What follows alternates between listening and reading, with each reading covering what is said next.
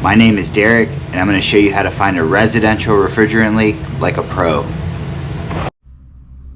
Here are the main tools we are going to be using for this job. A refrigerant grade leak detector, refrigerant grade soap bubbles, a 5/16, and a duck knife. First thing you will want to do is turn off power.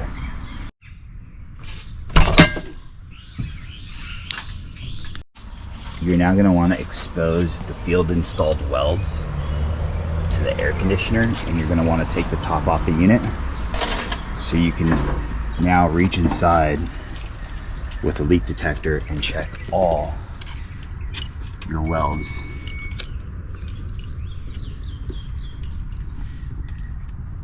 From the factory. Are you going to want to go slow over the welds? So, because this leak detector is a pump and it's pumping in air through the line, so you have to go over the welds really slowly. So you want to spray the welds down too, so check it with the leak detector, spray it with the refrigerant grade soap bubbles. If you want to see why we figured out that this system was low, check out my next video. Alright, we're going to want to check the service ports at our air conditioner using refrigerant grade soap bubbles. There are Schrader valves in there that, if they are leaking, that is something that will need to be replaced. If your service ports check out and there's no leaks, go ahead and put the service caps back on it. If they don't have them, make sure you put some on them. After you confirm the field installed welds are good, you want to tape this up using a UV rated tape. It's a nice clean finish. You want to pass over all of the manufactured welds very slowly, because there's a lot of bends and U-bends in these coils, so one of those welds could be leaking, and that's something you want to check. You also want to look for oil marks.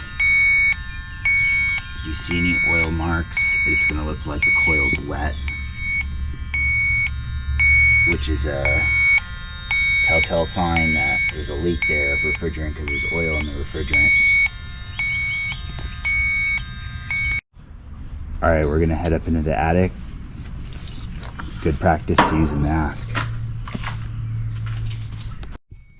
Next, you're going to want to unplug your furnace and start opening up your evaporator coil.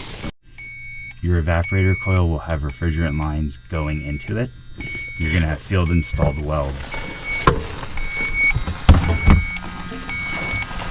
You're going to want to check those welds. Once you open up the coil, you're going to want to go around it and check it. Go slow. Looks like we're picking up refrigerant inside this evaporator coil. Good trick of the trade is to put your finger in the drain pan and feel if there's oil. Our leak detector is going off like crazy. Looks like this coil needs to be replaced. The only other thing we could really do here is add refrigerant to the system, but that can't be a guarantee fix because we are actively spotting a leak.